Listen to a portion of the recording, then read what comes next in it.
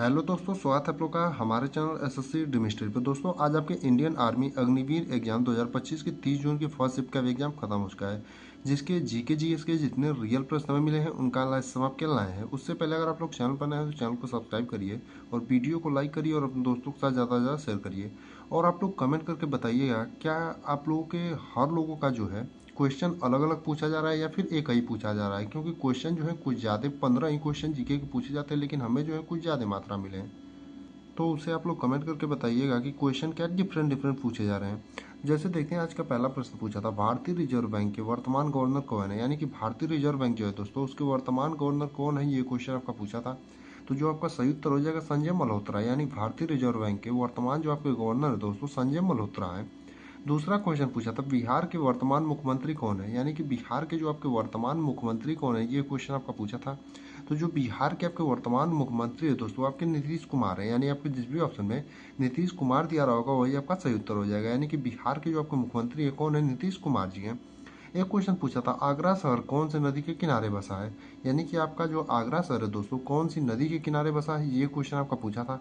तो इसका जो आपका सही उत्तर हो जाएगा यमुना नदी। यानी आपके जिस भी ऑप्शन में यमुना नदी दिया रहा होगा वही आपका सही उत्तर हो जाएगा। अगला क्वेश्चन पूछा था, भारत के वर्तमान में सहकारिता मंत्री कौन है। तो भारत के आपके वर्तमान में जो सहकारिता मंत्री हैं आपके अमित शाह हैं। यानी कि आपके जिस भी ऑप्शन में अमित शाह दिया रहा होगा दोस्तों वही आपका सही उत्तर हो जाएगा। बाकी अगर आपसे आगे वाले दिनों पूछ दे कि भारत के वर्तमान गृह मंत्री कौन है, तो आपके अमित शाह जी है। यानी कि गृह मंत्री भी आपके अमित शाह है और सहकारिता मंत्री भी आपके अमित शाह है। अब देखते हैं अपने अगले वाले प्रश्न को। तो आपका मात्रक पूछा था कि रेडियो एक्टिविता का मात्रक क्या है। यानी कि रेडियो एक्टिविता का मात्रक क्या है, ये क्वेश्चन आपका पूछा था। तो जो सही उत्तर आपका हो जाएगा वेक्रल हो जाएगा। यानी कि VQ जो है आपका इसको दर्शाता है। यानी रेडियो एक्टिविता का मात्रक क्या होता है, तो आपका वेक्रल हो जाएगा। एक पूछा था आपका, रक्त का शुद्धिकरण शरीर में कहाँ होता है। यानी कि रक्त का जो शुद्धिकरण है दोस्तों शरीर में कहाँ होता है, ये क्वेश्चन आपका पूछा था। तो इस क्वेश्चन का जो है हम आंसर कमेंट में पिन कर देंगे, क्योंकि ये जो क्वेश्चन है इसका आपका शायद आंसर हृदय होगा। यानी रक्त का जो शुद्धिकरण है वो शरीर में कहाँ होता है, तो हृदय या फिर किडनी, थोड़ा दोनों में कंफ्यूजन, इसलिए हमने इसका आंसर नहीं लिखा है। आपको गलत बताना हमारा उद्देश्य नहीं है। अब इसका सही उत्तर आपका हृदय ही होगा। यानी कि इसका रक्त का शुद्धिकरण शरीर में कहाँ होता है, तो हृदय ही होता है। अगला क्वेश्चन पूछा था, राष्ट्रपति का कार्यकाल कितने वर्षों का होता है। यानी कि राष्ट्रपति जो होते हैं उनका कार्यकाल कितने वर्षों का होता है, ये क्वेश्चन आपका पूछा था। तो इसका जो आपका सही उत्तर हो जाएगा 5 वर्ष हो जाएगा। यानी आपके जिस भी ऑप्शन में 5 वर्ष दिया रहा होगा दोस्तों वही आपका सही उत्तर होगा। यानी राष्ट्रपति का जो कार्यकाल होता है वो कितने वर्ष का होता है, तो 5 वर्ष का।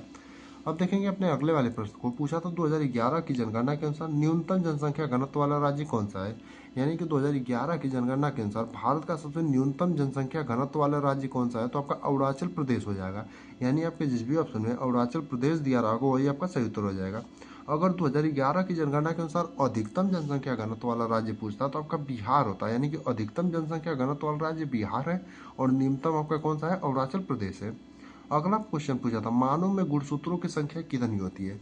यानी कि मानव गुणसूत्रों की संख्या कितनी होती है, ये क्वेश्चन आपका पूछा था। तो जो आपका सही उत्तर हो जाएगा 46 हो जाएगा। लेकिन अगर पूछे मानव गुणसूत्रों जोड़े कितने होते हैं, तो आपके 23 जोड़े होते हैं और संख्या 46 होती है। एक क्वेश्चन पूछा था, राष्ट्रीय युवा दिवस कब मनाया जाता है। यानी कि आपका जो राष्ट्रीय युवा दिवस है दोस्तों कब मनाया जाता है, ये क्वेश्चन आपका पूछा था। तो जो राष्ट्रीय युवा दिवस है दोस्तों आपका 12 जनवरी को मनाया जाता है। यानी आपके जिस भी ऑप्शन में 12 जनवरी दिया रहा होगा वही आपका सही उत्तर हो जाएगा। अगला क्वेश्चन पूछा था, भारत के पश्चिम में कौन सा सागर है। यानी कि भारत के जो पश्चिम में है कौन सा सागर है, ये क्वेश्चन आपका पूछा था। तो भारत के पश्चिम में आपका अरब सागर है। यानी आपके जिस भी ऑप्शन में अरब सागर दिया रहा होगा दोस्तों वही आपका सही उत्तर हो जाएगा। अगला क्वेश्चन था, बेलन के आयतन का सूत्र। तो बेलन के आयतन का जो आपका सूत्र होता है दोस्तों क्या होता है, तो पाई आर स्क्वायर एच होता है। यानी कि पाई आर स्क्वायर एच होगा। बाकी अगर प्रत्येक लोगों का जो है क्वेश्चन अलग अलग होगा, तो आप लोगों को अगर आंसर जानना होगा तो आप लोग कमेंट करके बताइएगा, आपने क्वेश्चन भेज देगा, हम सबका जो है आपको रिव्यू करा देंगे, या फिर आपको PDF जो है टेलीग्राम चैनल पर उसका आंसर के साथ डाल देंगे, जिसका लिंक हमारे डिस्क्रिप्शन बॉक्स में दिया गया है। क्वेश्चन पूछा था, बल का SI मात्रक क्या है। यानी कि बल का SI मात्रक क्या है, ये भी क्वेश्चन आपको पूछा था। तो न्यूटन होता है। यानी बल का जो आपका SI मात्रक होता है दोस्तों न्यूटन होता है। एक क्वेश्चन पूछा था, दूध को दही बनाने में सहायक बैक्टीरिया कौन सी है। यानी कि दूध को जो है दही बनाने में आपकी सहायक बैक्टीरिया कौन सी है, तो आपकी लैक्टोबैसिलस बैक्टीरिया है।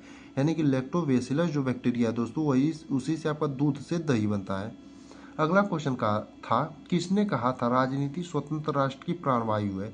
यानी कि किस व्यक्ति ने जो है कहा था कि राजनीति जो है किसी स्वतंत्र राष्ट्र की प्राणवायु है, ये आपका कथन दिया था।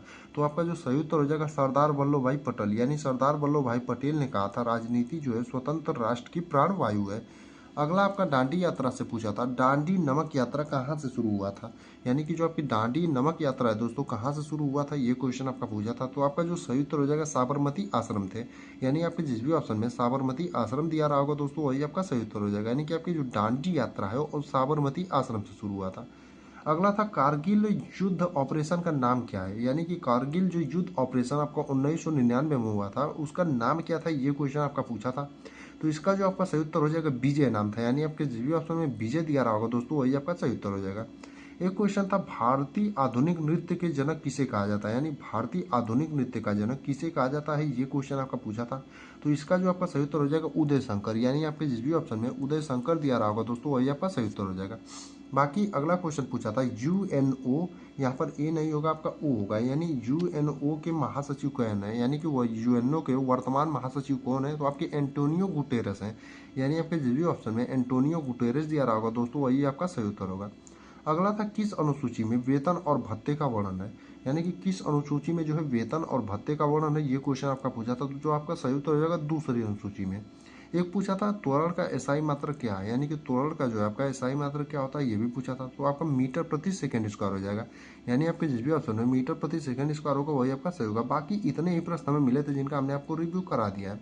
बाकी आप लोग कमेंट करके बताइए, क्या आप लोगों में हर व्यक्ति का जो है डिफरेंट डिफरेंट पेपर था या एक था? क्योंकि क्वेश्चन कुछ ज़्यादा हैं, क्योंकि 15 जी के क्वेश्चन पूछे जाते हैं, लेकिन हमें 21 मिले हैं। तो आप लोग बताइएगा इस चीज़ों को जरूर, ताकि आगे वाले शिफ्टों में हम ध्यान दें कि क्वेश्चन उसी प्रकार से मैनेज करें।